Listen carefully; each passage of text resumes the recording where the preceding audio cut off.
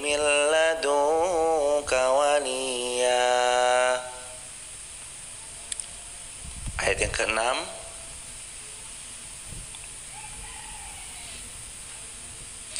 Yarisuni wa yarisu min ali Ya'qub waj'alhu rabbi radiya.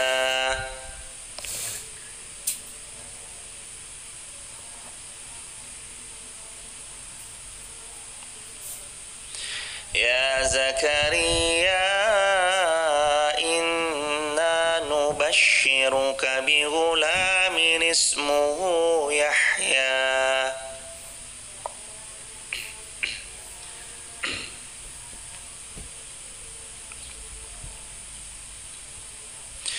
Lam naj'al lahu min qablu samiyya.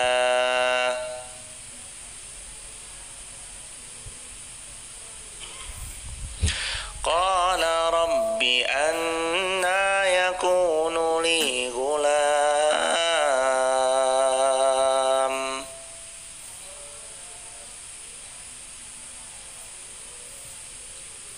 wa kanat imraati 'akira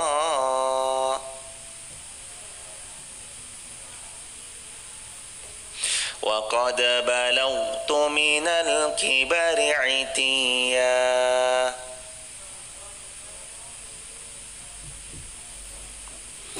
Qala kadzalik qala rabbuka huwa 'alayya hayyin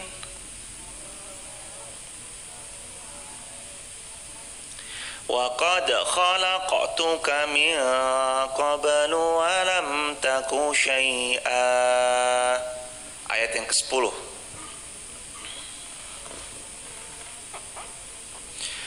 Qala rabbi ij'al li ayah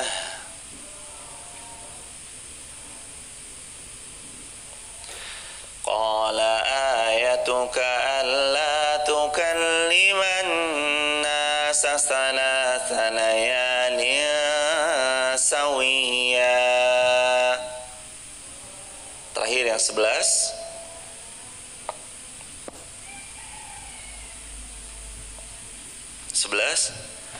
فخرج على قومه من المحراب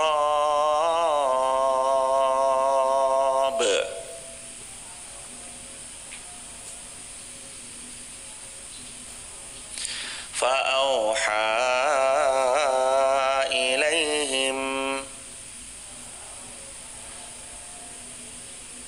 أن سبحوه بكرة وأصيلا.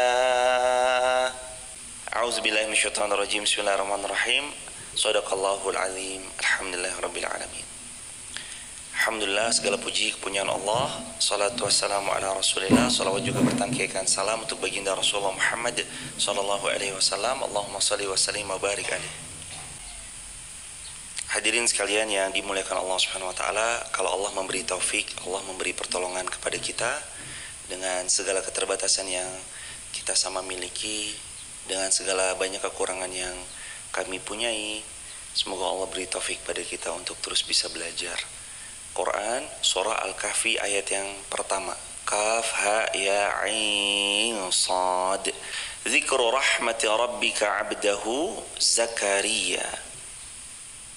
Yang dibacakan ini adalah penjelasan tentang rahmat Tuhanmu kepada hambanya Zakaria.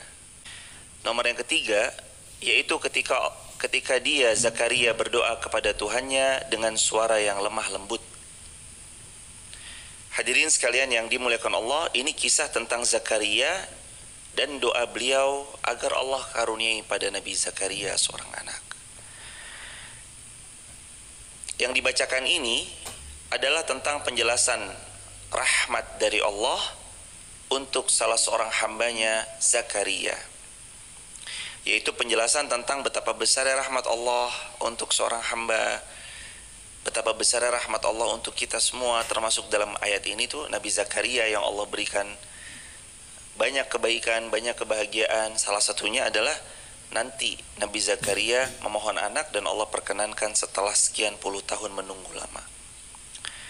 Dalam hadis Sahih Bukhari disebutkan bahwa dia adalah seorang tukang kayu yang makan dari pekerjaan tangan beliau sendiri dalam dunia pertukangan. Jadi Nabi Zakaria itu disebut adalah seorang yang bidangnya memang bidang dalam membangun, entah itu rumah, entah itu bagian bidang perkayuan Nabi Zakaria. Sebagaimana dalam jilid yang kelima daripada tafsir Ibnu Katsir halaman ke-611. Di jilid yang kelima halaman 611. Firman Allah dalam Al-Quran juga, cek subhanallah.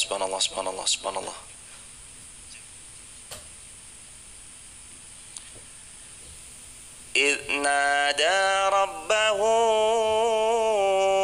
نداء خفيا.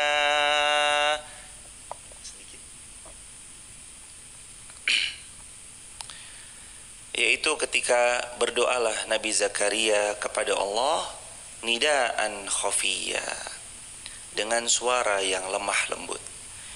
Dikatakan para ulama tafsir, kalau suara yang lemah lembut itu dua, kata para ulama. Yang pertama, suara lemah lembut yang dimaksud itu memang suaranya Nabi Zakaria ketika Zakaria berdoa, suaranya lemah lagi lembut, pelan banget. Dan ini salah satu adab dalam berdoa.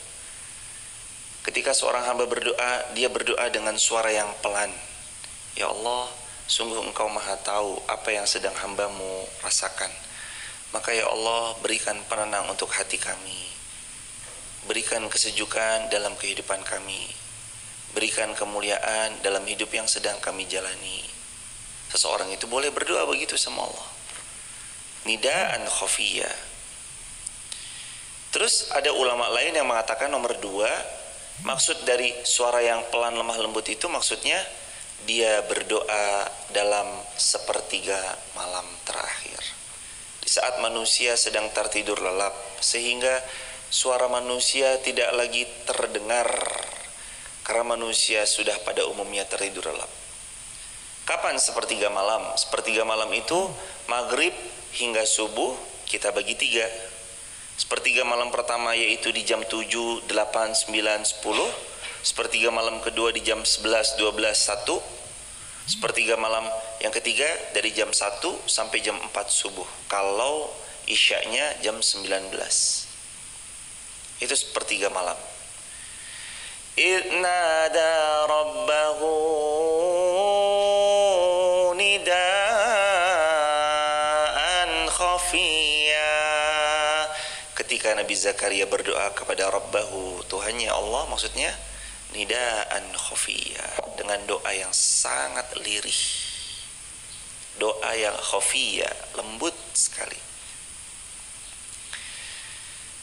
Apa adab-adab dalam berdoa? Kalau kita mau tahu adab-adab dalam berdoa itu memang dibahas tersendiri dalam bab, judul kitabnya adalah kitab Adabil Islam, Muntaqo Al-Adab Islamiyah. Dalam kitab Muntaqo Al-Adab Islamiyah wal Mihna Al-Mar'iyah. Dalam kitab itu di antara adab-adab berdoa antara lain adalah yang pertama, berdoalah dia kepada Allah dengan penuh kekhusyuan. Itu adab-adab berdoa. Yang pertama, adab-adab berdoa adalah hendaknya dia mengikhlaskan lagi khusyuk pada Allah Subhanahu wa taala dalam berdoa.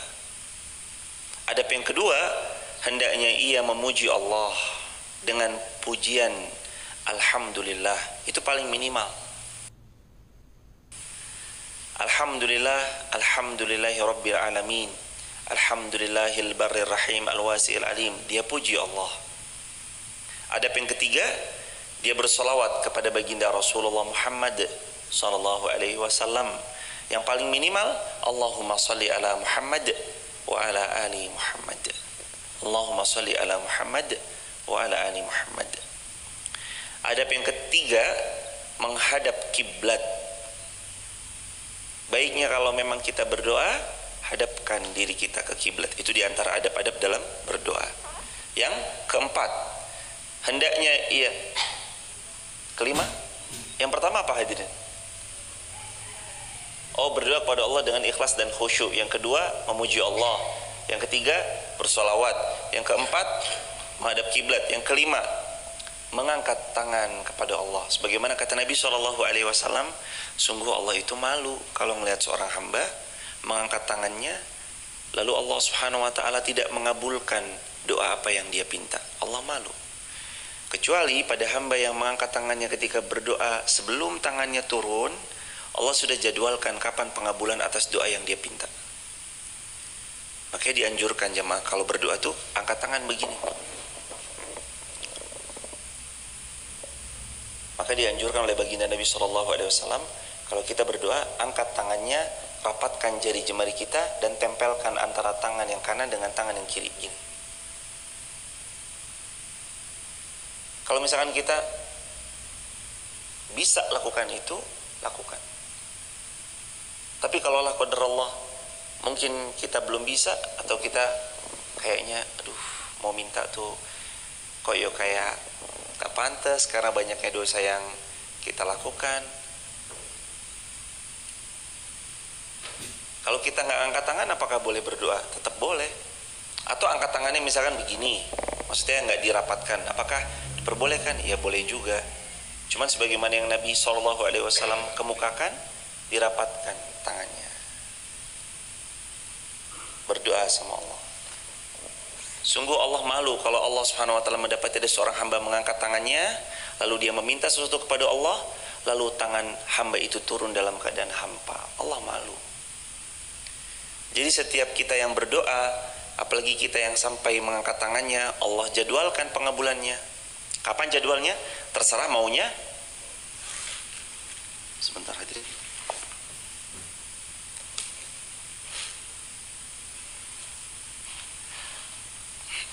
Kapan terjadwal atau kapan dijadwalkan pengabulannya, terserah maunya Allah. Allah maunya kapan. Dan kata Nabi SAW, untuk doa yang kita pinta, Allah selalu terima. Allah kabulkan doa kita itu dengan 3 cara. Cara yang pertama, Allah kabulkan apa yang kita pinta detik itu juga. Ini yang paling sering dialami oleh sebagian kita. Ya Allah, mudahkan hamba-Mu cari parkir. Tiba-tiba ada motor yang keluar dan motor kita pun bisa parkir dengan mudah.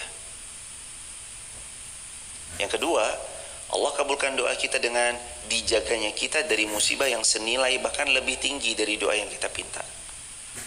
Kita minta A dan Allah hindarkan kita dari musibah yang seandainya atau yang sekiranya musibah itu terjadi, kita bisa kehilangan A yang kita punya atau senilai dengan apa A yang kita pinta. Atau yang ketiga, Allah kabulkan dengan cara Allah mau ganti dengan yang lebih baik di dunia, atau Allah nanti ganti yang lebih baik di akhirat kelak. Jadi Allah nggak mengabulkan doa seorang hamba.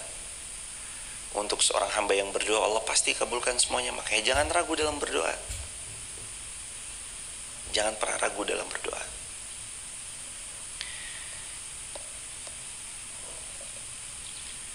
Juga kata Nabi SAW,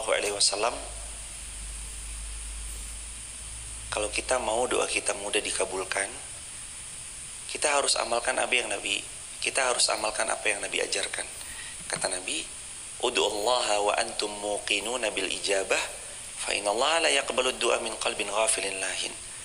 Berdoalah kalian kepada Allah dengan penuh keyakinan bahwa doa kalian pasti Allah ijabah. Karena Allah nggak terima dari hati yang lalai. Karena Allah nggak terima doa dari hati yang lalai. Jadi kalau kita berdoa itu harus doa yang disertai dengan keyakinan. Doa yang sampai memunculkan pasti terjadi apa yang saya pinta sama Allah. Pasti Allah kabulkan. Pasti Allah perkenankan apa yang saya minta. Yakin. Yakin itu kunci terkabulnya doa. Jadi kalau kita mau doanya dikabul, yakin dalam berdoa. Jangan sisakan ruang untuk ragu-ragu atas doa yang kita pinta. Hadirin sekalian, tadi kembali ke nomor berapa? Ada berdoa nomor 5, mengangkat tangannya. Yang keenam, di antara ada berdoa adalah Al-Quran surah Maryam ayat yang ketiga. Inna ada rabbahu nidaan khafiyya. Adab yang keenam, berdoalah dengan suara yang lemah lembut. Gimana sih kalau kita ketemu sama seseorang yang kita sedang inginkan sesuatu dari beliau, atau kita ingin beliau melakukan sesuatu buat kita? Apakah kita pinta dengan lemah lembut atau kita pinta dengan kasar? Lemah lembut. Seorang istri yang meminta sesuatu pada suaminya, mungkin entah itu dibelikan tas yang baru, entah itu dibelikan kebutuhannya yang baru. Nggak mungkin kan istri bilang sama suaminya, "Pak, beli tas." Nggak mungkin. Pasti seorang istri ini minta dengan permintaan yang lemah lembut. Bisa dia ucapkan dengan kalimat, "Sayang, lagi sibuk nggak?" "Nggak, kenapa?" "Ini sayang, ini kok ada tas tuh bagus banget ya di sosial media. Bisa nggak kira-kira ya kalau pelan-pelan kita nabung beli tas ini?" Dia minta dengan ucapan yang lemah lembut. Seorang hamba kepada Allahnya harusnya gitu. Dia minta pada Allah dengan permintaan yang lemah lembut. Dia minta sama Allah dengan permintaan yang lemah lembut, tutur kata yang baik. Dia merendahkan diri di hadapan Allah. Kita datang merendah. "Ya Allah, kami hamba-Mu yang hina, Engkau zat yang maha mulia, muliakan kami. Ya Allah, ini hamba-Mu yang miskin, tak punya apapun jua. Datang kepadamu, wahai zat yang maha kaya, kayakan kami dengan harta yang diberkahi. Ya Allah, ini kami hamba-Mu, berikan yang terbaik untuk kami ya Rabb. Ya Allah, ini kami hamba-Mu yang hina lagi dina ya Rabb, berikan kepada kami, angkat derajat kami ya Allah." Dia merendah. Kalau ada orang butuh sama kita, terus dianya merasa tinggi, dia butuh sama kita tapi dianya malah sombong, kira-kira kita sebagai manusia yang mau membantunya bakal bantu atau enggak? Enggak. Ada orang ngerasa tinggi, minta bantuan sama kita. Ini orang sombongnya banget jamaah. Assalamualaikum. Waalaikumsalam. "Oh, gini doang rumahnya." Datang tau-tau ngomentarin rumah kita. "Oh, ruang tamunya sempit ya." "Oh, itu doang perabotannya, nggak ada yang mahal ya." Tapi pinjam uang dong." Kira-kira kita bantu nggak? Ngapain kita bantu? Orang yang datang tiba-tiba ngomentarin rumah, ngomentarin sofa, ngomentarin perabotan di rumah kita, mengomentari ruang tamu kita, katanya ruang tamu kita sempit, tapi terus ditutup dengan kalimat, "Mbak, ngapunten, pinjem uang dong." Gak bakal kita bantu hadirin, karena awalnya udah ngeselin duluan, udah ninggi orang ini. Ngapain kita bantu? Dia sombong. Makanya salah satu adab dalam berdoa, berdoalah dengan lemah lembut dan penuh kerendahan hati. Itu nomor 6. Berdoa dengan lemah lembut dan rendah hati. Kalau kita tahu kita butuh, kita rendah hati. Jangan tinggi, apalagi sama Allah. Kita tuh gak punya apa-apa hadirin. Allah tuh yang punya segalanya. Coba aja naik dari atas lantai yang ketiga, lalu lihat itu apa yang ada di bawah. Kecil semuanya. Baru kelihatan dari lantai 3, belum dari lantai yang ke-10, belum lagi dari atas pesawat terbang. Yang kita lihat, kita tuh cuma kecil, gak seberapa hadirin. Lalu yang kecil itu mau sombong, "Ya Allah, saya nih." Enggak. Nada rabbahu nidaan khafiyya. Berdoalah kita dengan nidaan khafiyya, dengan doa yang lemah lembut. doa yang pelan, doa yang santun. Jangan berdoa dengan penuh keangkuhan, lagi sombong. Itu doa tuh harus begitu hadirin. Nidaan khafiyya. Dia berdoa dengan doa yang lembut, luar biasa. Kata-katanya lembut, pilihan diksinya lembut. Sampai kata yang mau terucap aja kalau kita lagi butuh sama orang, tertata hadirin. Mohon maaf mbak, saya tahu jenengan orang baik. Wah, dipuji-puji ya kan.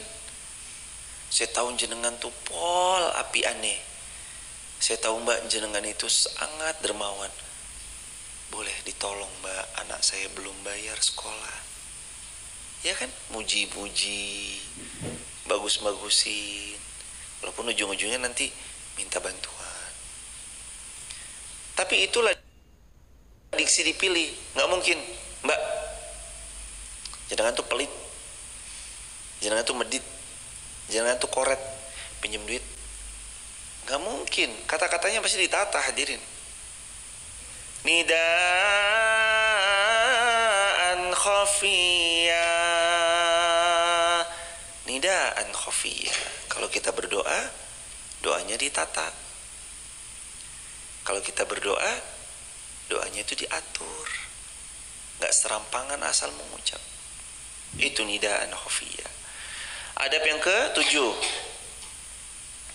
Hendaknya dia mengulang-ulang doanya. Sebagaimana salah satu sunahnya Rasulullah SAW, Nabi sering mengulang-ulang doa beliau. Ini diantara adab berdoa.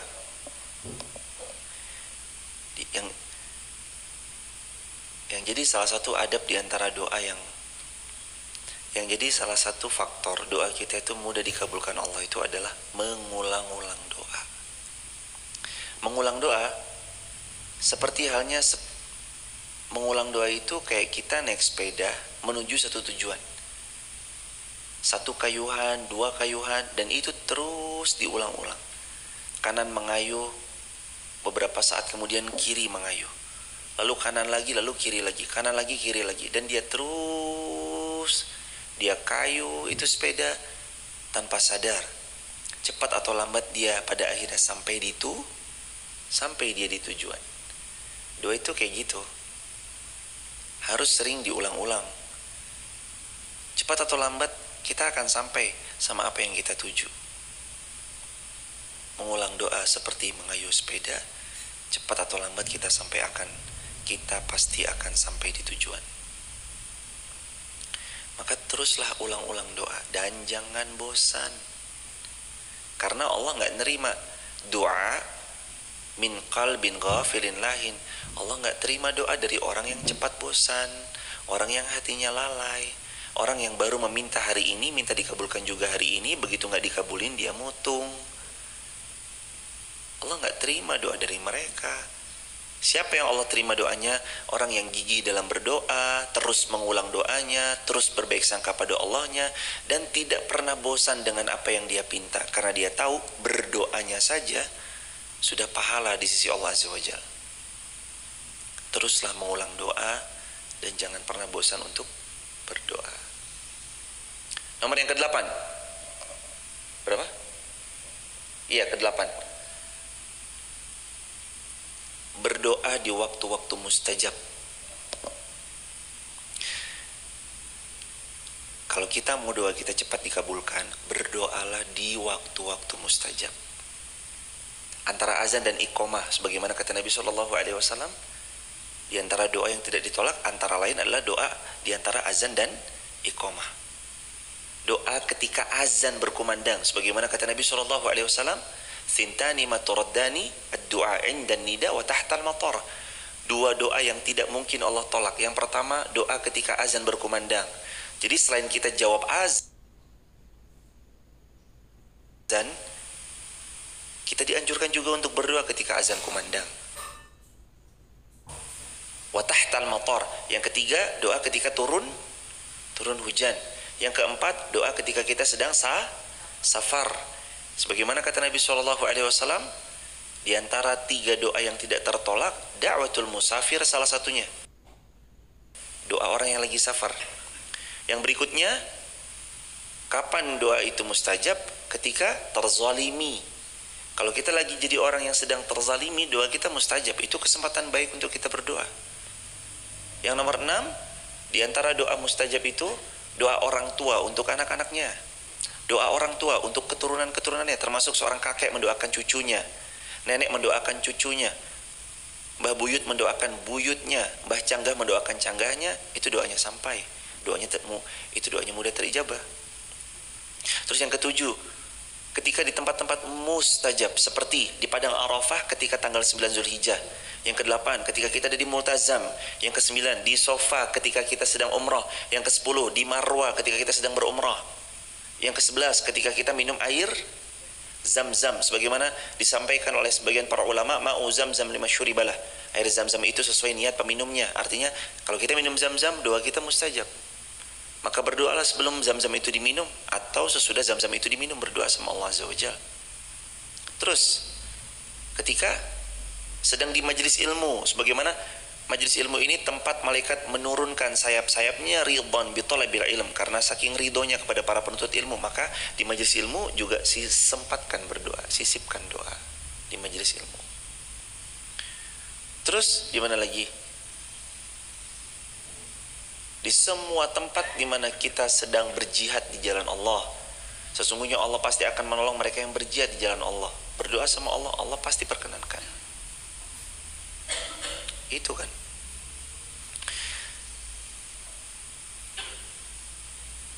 Agar doa kita cepat dikabul, maka perhatikan juga waktu-waktu mustajab dalam berdoa dan tempat-tempat mustajab ketika kita berdoa. Semoga Allah kabulkan semua doa-doa kita insyaallah. Amin ya rabbal alamin. Yang ke-9, betul? Berdoalah dengan tidak tergesa-gesa.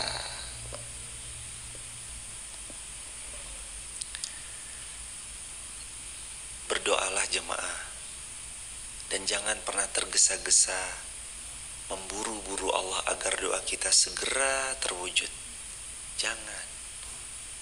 Karena Allah yang paling tahu kapan yang terbaik doa kita yang kita pinta terwujud. Karena Allah yang paling tahu kapan waktu terbaik untuk doa kita terwujud. Allah yang paling tahu. Jangan tergesa-gesa. Nikmati doanya. Banyak meminta tuh justru malah jadi banyak pahala buat kita. Banyak meminta tuh justru malah jadi banyak kebaikan juga buat kita. Dengan banyak berdoa, kita jadi semakin terkoneksi sama Allah. Dengan banyak berdoa, kita jadi semakin jadi hamba yang mendekat ke Allah. Dan makin banyak berdoa, kemungkinan besar kita dikenal sama penduduk langit itu semakin besar peluangnya dibanding kita nggak pernah doa.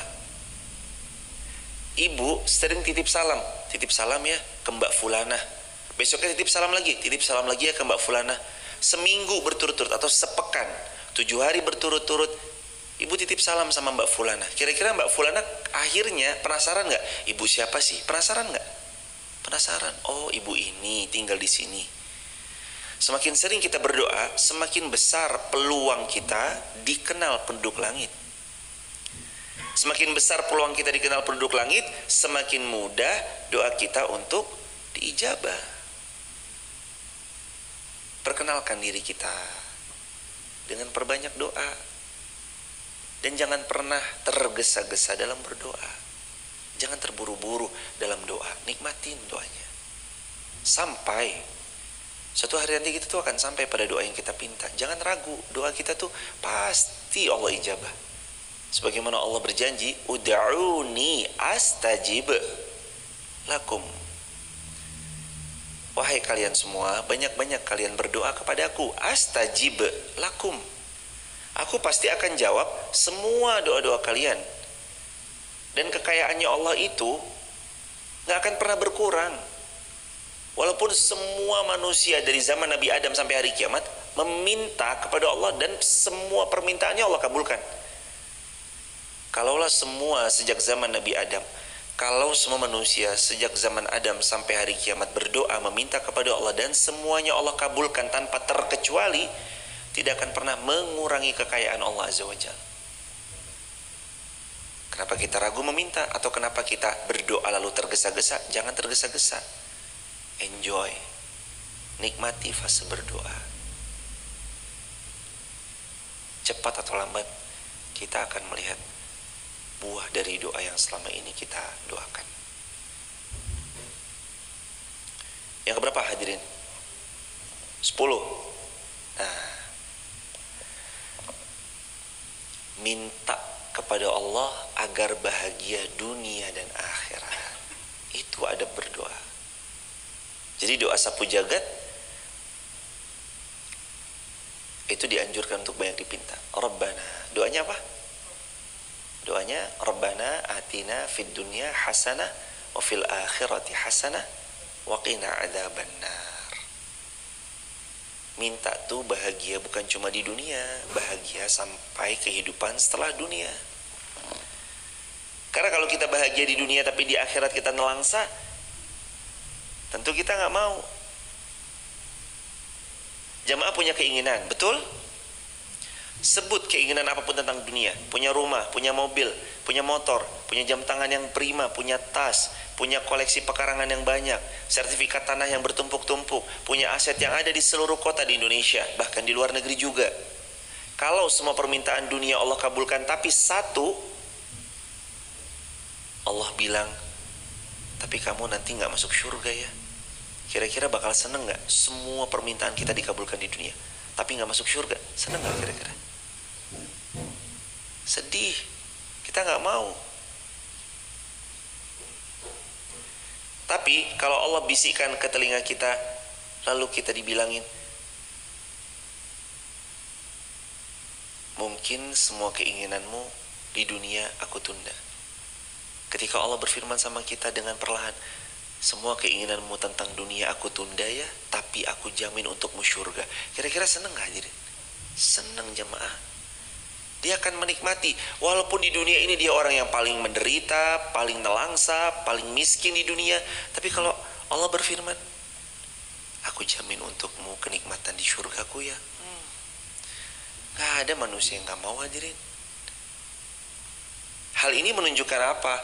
Ini menunjukkan saking tinggi lagi besarnya nikmat Allah di surga.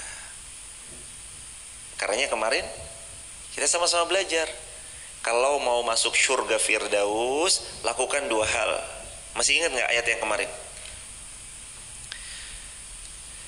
Innal ladzina amanu wa 'amilus shalihat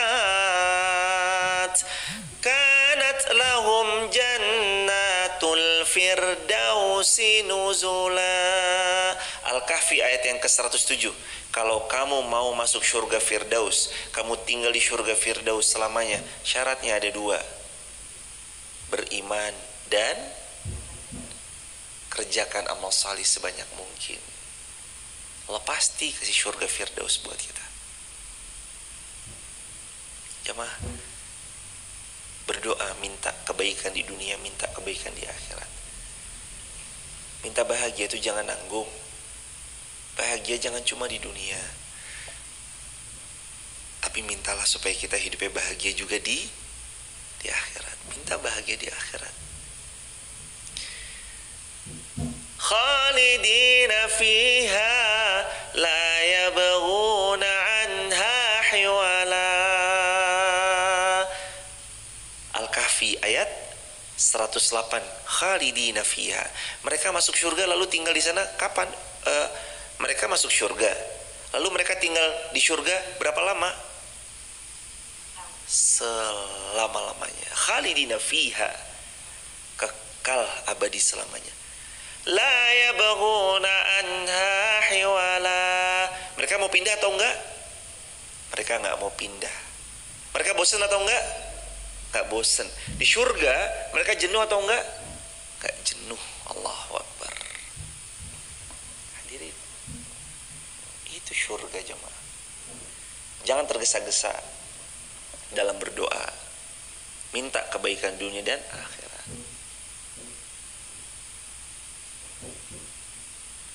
Yang ke-12 ya hadirin. 11, ada berdoa yang ke-11, hindari mendoakan yang buruk. Karena takut-takut doa itu nggak sampai ke yang kita doakan, tapi doa itu malah memantul kepada yang mendoakan, akhirnya kita yang kena.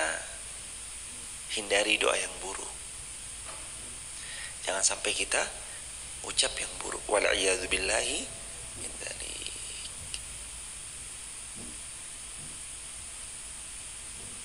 Itu adab berdoa. Kembali ke ayat yang keempat.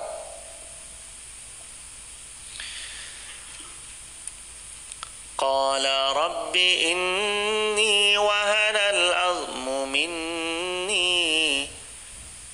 Qala rabbi inni wahanal azmu minni washta'ala ar-ra'su shayba wa lam akum bidu'aika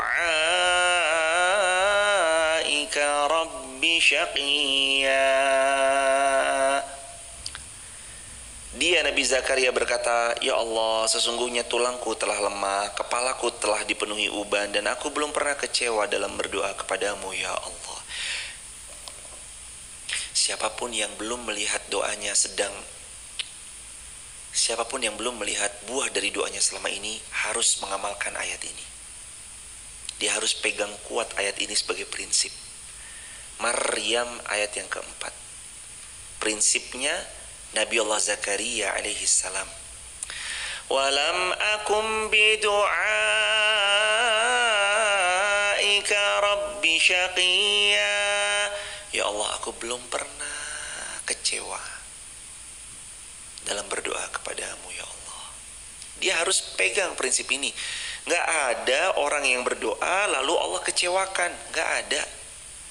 Sekelas Nabi Zakaria aja yang sudah menikah puluhan tahun, dan puluhan tahun itu juga Nabi Zakaria belum punya keturunan, lalu Nabi Zakaria terus mengulang doanya, lalu beliau terus meminta agar Allah berikan keturunan kepada rumah tangganya. Tetap Nabi Zakaria puluhan tahun yang belum dikaruniai anak tetap berdoa dengan kalimat walam akum bidu'aika rabbi syaqiyya. Ya Allah, saya belum pernah kecewa dalam berdoa kepadamu ya Allah. Saya gak pernah kecewa ya Allah. Meskipun belum terlihat bentuk pengabulannya itu meskipun Nabi Zakaria itu belum melihat bentuk pengabulan doanya kayak apa. Belum ngelihat. Tapi gak pernah kecewa. Meskipun puluhan tahun menikah belum dikaruniai anak, walam akum bidu'aika rabbi syaqiyya. Saya gak pernah kecewa dalam berdoa padamu ya Rabb. Kalau kita hari ini mungkin berkaca dengan ayat ini, walaupun kita berdoa meminta kepada Allah agar Allah lancarkan rezeki, walam akum bidu'aika rabbi syaqiyya. Jangan kecewa sama Allah. Walaupun hari ini yang sedang kita alami masa-masa sulit. Kita minta jodoh lalu belum datang jodoh itu sama kita, walam akum bidu'aika rabbi syaqiyya. Jangan kecewa dalam berdoa pada Allah. Kunci agar doa kita disegerakan Allah, selalu yakin, jangan tergesa-gesa, dan jangan ada ruang perasaan kecewa dalam meminta kepada Allah Subhanahu wa ta'ala. Allah tuh gak pernah ngecewain kita hadirin. Banyaknya kita yang mengecewakan Allah atau Allah yang mengecewakan kita? Kitanya yang mengecewakan Allah. Banyaknya kita yang ngecewain Allah. Allah gak pernah ngecewain kita. Lisan ini sibuk gibah orang lain aja Allah tetap kasih rezeki. Kita ninggalin sholat aja Allah tetap bagi rezeki. Kita nggak melaksanakan kewajiban majelis ilmu, kita nggak duduk di majelis ilmu, Allah tetap kasih kesehatan buat kita. Mana Allah ngecewain kita? Nggak ada.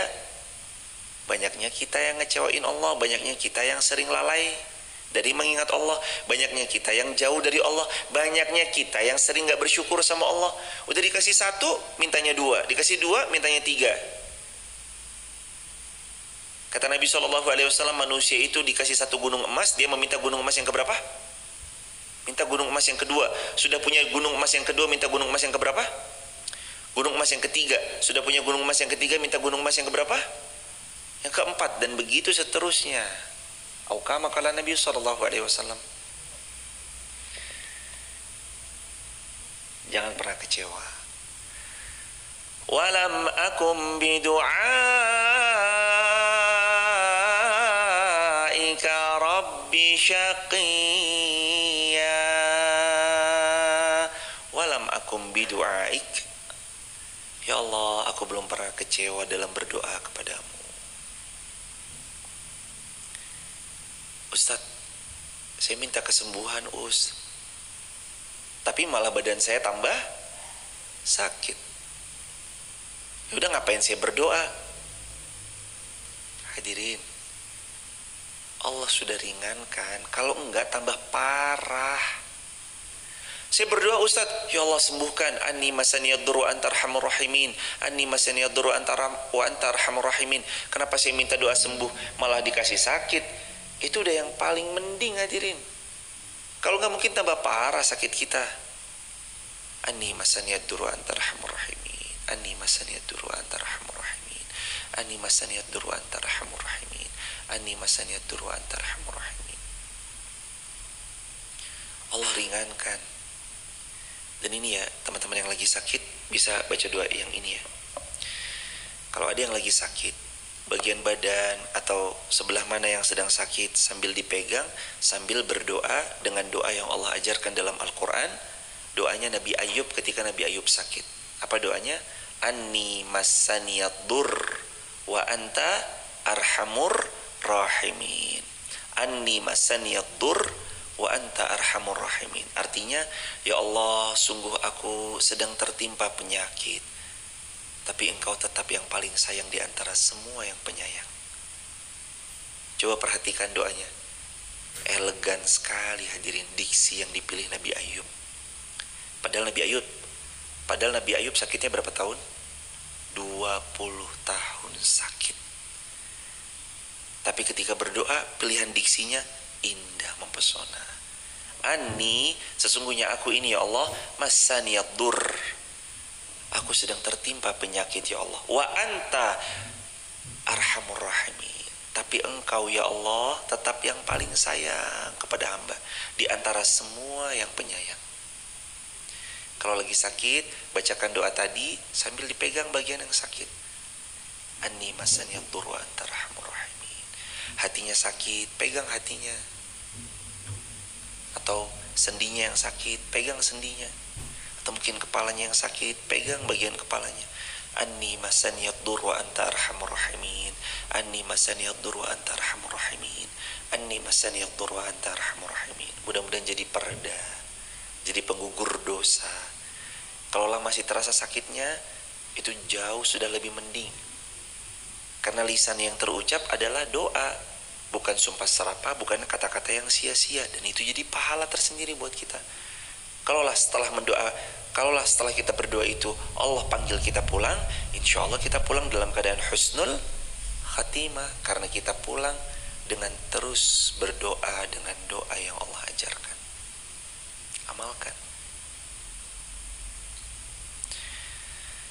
Amalkan, sebarluaskan, jadi jariah insya Allah untuk kita bersama-sama. Berdoa kepada Allah, melainkan Allah pasti selalu kabulkan. Allah tidak pernah menolak doaku sama sekali terkait semua permohonanku. Bayangin jemaah, nikah puluhan tahun belum dikaruniai keturunan, tapi beliau tetap mampu mengucap Allah tidak pernah menolak doaku. Keyakinan yang mahal yang harus dipunya oleh setiap hamba yang beriman. Keyakinan bahwa doanya tidak Allah tolak.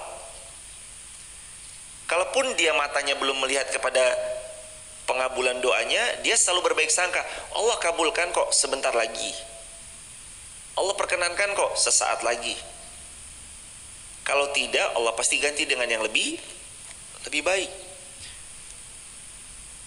Kemudian ayat berikutnya, wa inni khiftul mawaliya min warai wa kana 'akira fahabli min ladunka waliya.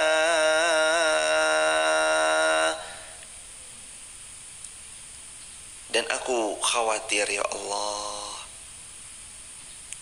kalau aku mati nanti nggak ada yang meneruskan. Wa inni khiftul mawali, dan ya Allah, aku khawatir terhadap kerabat sepeninggalku. Padahal istriku orang yang mandul, maka anugerahilah aku seorang anak dari sisimu. Khawatir, apa yang Nabi Zakaria khawatirkan? Nabi Zakaria khawatir kalau dakwah ini nggak ada yang lanjutin. Kalau kita khawatir nanti bisnisnya bapak siapa yang nerusin le? Kalau kita khawatirnya bisnisnya nggak ada yang nerusin, nanti tanahnya bapak siapa yang ngurus le? Khawatir tanahnya nggak ada yang ngurus. Nabi Zakaria it's another level, berada dalam level yang berbeda. Beliau tidak khawatir tentang harta, beliau tidak khawatir tentang tanah yang diwariskan ataupun jabatan ataupun apapun jua, tapi yang Nabi Zakaria khawatirkan adalah tentang iman lagi dakwah. Masing-masing kita tuh harus khawatirnya sama kayak Zakaria. Setelah saya meninggal, siapa yang melanjutkan nanti dakwah? Berarti kan punya kecintaan untuk kebaikan ini berkelanjutan, agar iman itu terus dan terus didakwakan kepada generasi yang selanjutnya. Saya khawatir kalau nanti nggak ada lagi anak muda yang mau ngaji, maka gimana ya? Yuk kita buat kajian. Mudah-mudahan mereka anak-anak muda tergerak untuk datang. Harus ada rasa khawatir itu, maka dibuatlah sesuatu yang kiranya bisa membuat mereka mau datang. Misalkan contoh, harus ada khawatir soal itu. Jadi khawatirnya itu jangan melulu tentang harta, nanti warisannya gimana, nanti tanahnya siapa yang ngurus, nanti asetnya siapa yang jaga. Khawatirkan keimanan, takut-takut anak kita nggak mewariskan keimanan karena emang nggak bisa diwarisin. Iman tak dapat diwarisi walau dari seorang ayah yang bertakwa. Iman tak dapat dijual beli. Iman nggak bisa dijual beli. Gimana mau jual beli iman? Sekalipun ayahnya seorang alim, apakah anaknya pasti alim? Belum tentu. Seorang ayah dokter, belum tentu anaknya dokter. Seorang ayah yang pengusaha, belum tentu anaknya pengusaha. Sama, ayah yang alim, ibu yang alimah, belum tentu anaknya alimah. Tapi kita harus punya rasa khawatir tentang itu. Besok siapa yang melanjutkan? Besok gimana ya? Besok khawatir tentang iman dan takwa. Dan wariskan ini hadirin.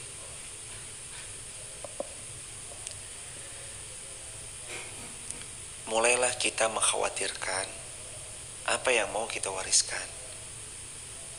Gak apa-apa, mungkin kita belum banyak mewariskan harta, aset, ataupun tanah. Tapi yang harus kita paling khawatirkan adalah khawatirlah kalau anak kita tidak mewarisi iman dari kita orang tuanya. Ya kita tahu iman gak bisa diwarisi, iya, tapi bisa kita didik agar mereka tumbuh dalam iman. Wariskan iman kepada beliau. Ajak anak kita untuk sholat, ajak menantu kita untuk berbuat kebaikan, ajak mereka terbiasa untuk meluangkan waktunya duduk di kajian. Itu yang bisa kita wariskan. Ternyata warisan terbaik itu bukan sekedar harta semata, bukan sekedar tanah yang lapang semata, bukan sekedar aset yang banyak ada di mana-mana, tapi warisan terbaik itu adalah saat orang tua mewarisi iman, mewarisi ilmu, mewarisi istiqamah. Iman memang gak bisa diwarisi, ya betul, tapi iman bisa diajarkan dari orang tua untuk anak-anaknya. Ajak mereka untuk makin iman, makin dekat sama Allah. Ajak anak-anak kita makin dekat sama Allah, makin mencintai baginda Rasulullah Muhammad sallallahu alaihi wasallam.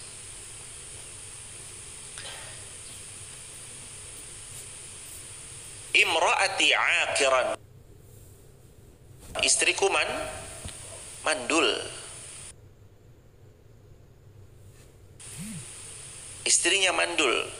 Fahabli min ladunka waliya. Walaupun sesuatu yang tidak mungkin akan terjadi, tapi bagi Allah nggak ada yang mustahil.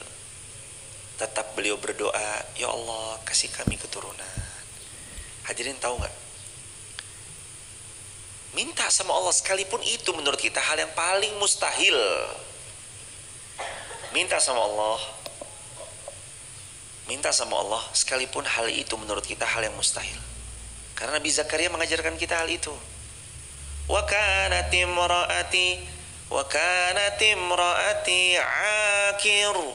Istri saya mandul ya Allah, tapi saya yakin Engkau tetap akan mengkaruniai keturunan untuk rumah tangga kami. Minta sama Allah sekalipun itu hal yang gak mungkin buat kita. Kayaknya gak mungkin deh. Mana mungkin? Kayaknya mustahil. Mustahil anak saya bisa A, bisa B, bisa C. Hadirin, mustahil itu kan bagi kita jamaah. Bagi Allah kan gak ada yang mustahil. Kayak mustahil diri saya itu bisa mencapai A. Bagi kita mustahil, bagi Allah gak ada yang mustahil. Nabi Zakaria aja istrinya, mohon maaf, mandul, yang bahkan kalau menurut analogi manusia, yang bahkan menurut manusia, apa sih? Yang bahkan menurut pikiran kita sebagai manusia udah fix gak mungkin bisa punya keturunan. Tapi apakah Nabi Zakaria menyerah dengan doanya? Apakah Nabi Zakaria menyerah dengan doa beliau? Tidak. Justru Nabi Zakaria malah mengatakan, wahabli min ladunka waliya. Walaupun istri hamba hamil, walaupun istri hamba mandul ya Allah, walaupun saya tua renta ya Allah, walaupun rambut kami sudah memutih, walaupun rambut kami sudah memutih ya Rabb, hamba yakin Engkau pasti tetap mengkaruniai keturunan untuk keluarga kami. Itu keyakinan. Sekalipun mustahil, tetap yakin sama Allah. Sekalipun gak mungkin, tetap harus punya keyakinan sama Allah. Itu berdoa dengan penuh keyakinan. Doa aja walaupun mustahil. Doa aja sama Allah walaupun kelihatan gak mungkin. Karena bagi Allah, innahu ala kulli syai'in qadir. Bagi Allah gak ada yang mustahil. Allah punya kehendak, yang mana kehendak Allah itu kalau Allah mau, Allah tinggal bilang kun fayakun, jadi maka jadilah. Terus berdoa. Besok kita lanjut insyaallah biidznillah di ayat yang ke-6 sampai ayat yang ke-11. Apalagi yang akan terjadi atau bagaimana nanti, Allah hadiahkan apa untuk Nabi Zakaria dan keluarga, kita lihat di ayat berikutnya. Barakallahu fikum hadirin. Alhamdulillah wassalatu wassalamu ala rasulillah, la hawla wa la quwata illa billahil aliyil azim. Rabbana atina fid dunya hasanah fil akhirati hasanah wa qina adzabannar. Rabbana atina min ladunka rahmah wa hayyi lana min amrina rasyada. Subhana rabbika rabbil izzati amma yasifun wa salamun alal mursalin walhamdulillahi rabbil alamin. Terima kasih banyak jamaah sudah meluangkan waktunya untuk belajar bersama. Semoga Allah ganti semuanya dengan surga firdaus tanpa hisab, dan Allah berikan yang terbaik dalam kehidupan kita, kehidupan rumah tangga anak cucu kita dan keturunan-keturunan kita, dan Allah jadikan kita kelak berkumpul dengan baginda sallallahu alaihi wasallam di surga firdaus tanpa hisab. Dan terima kasih juga jamaah sudah membersamai belajar bersama, baik yang offline di Masjid Maf ataupun yang online di TikTok, YouTube, Instagram. Salam takzim untuk keluarga di rumah. Kalau video ini bermanfaat silakan disebarluaskan. Semoga jadi jariah juga buat kita bersama-sama. Dan alhamdulillahirabbil alamin, pembangunan daripada gedung penghafal Quran yang ada di barat masjid sudah terus berlangsung. Terima kasih yang sudah membersamai kusen aluminium. Kurang sedikit lagi, silakan hadirin kalau juga ada yang mau membersamai dipersilakan sekali. Bisa langsung ke Bank Muamalat 50900180044. Kami ulang, mohon izin, Bank Muamalat atas nama Masjid Muhammad Al-Fatih Wonosobo. Untuk konfirmasinya sahabat bisa save nomor adminnya 0851 7445 6070. Mbak Leha admin masjid, maaf. 0851 7445 6070. Konfirmasinya ke admin Masjid Muhammad Al-Fatihah. Barakallahu fikum. Mari kita ikut andil dalam setiap kebaikan. Yang mampu di ilmu dengan ilmu, yang mampu di tenaga dengan tenaganya, yang mampu di ide dengan idenya, yang mampu di waktu dengan waktunya, yang mampu di semua bidang. Silakan dengan bidang kita masing-masing kita berjuang. Barakallahu fikum. Dan alhamdulillah juga sudah berlangsung pembangunan rumah dinas untuk ustadz pengampu di Masjid Muhammad Al-Fatih. Baik, nanti ada guru-guru yang juga akan terus tinggal di sana, berkhidmat untuk Masjid Muhammad Al-Fatih, berkhidmat untuk di jalan Allah Subhanahu wa taala. Mudah-mudahan jadi keberkahan untuk kita semuanya. Dan terima kasih kepada seluruh pihak yang belum bisa kami sebut satu persatu. Kami mendoakan dan semua santri-santri di sini juga mendoakan semoga Allah ganti semua dengan surga firdaus tanpa hisab. Dan juga kalau ada di antara jamaah ada yang berkenan untuk juga membersamai di sekolah Hafiz Quran Masjid Muhammad Al-Fatih, nanti tanya aja ke Mbak Leha tadi, admin masjid, maaf. Ada program untuk orang tua asuh, karena ada memang santri-santri di Masjid Muhammad Al-Fatih yang full gratis, itu memang ada beberapa yang memang digratiskan, diantaranya adalah yatim dan duafa. Buat hadirin semua juga yang mau jadi orang tua asuh dari santri-santri Masjid Muhammad Al-Fatih, santri S Hakimah penghafal Quran, nanti bisa tanya ke Mbak Leha, ada nomor rekening yang berbeda, nomor rekeningnya rekening khusus Sekolah Hafiz Quran Masjid Muhammad Al-Fatih untuk membersamai menjadi orang tua asuh bagi mereka yang menghafal Quran. Tanya ke nomor admin yang tadi, mohon izin 0851 7445 6070. Subhanakallahumma bihamdika asyhadu an la ilaha illa anta astaghfiruka wa atubu ilaik. Assalamualaikum warahmatullahi wabarakatuh.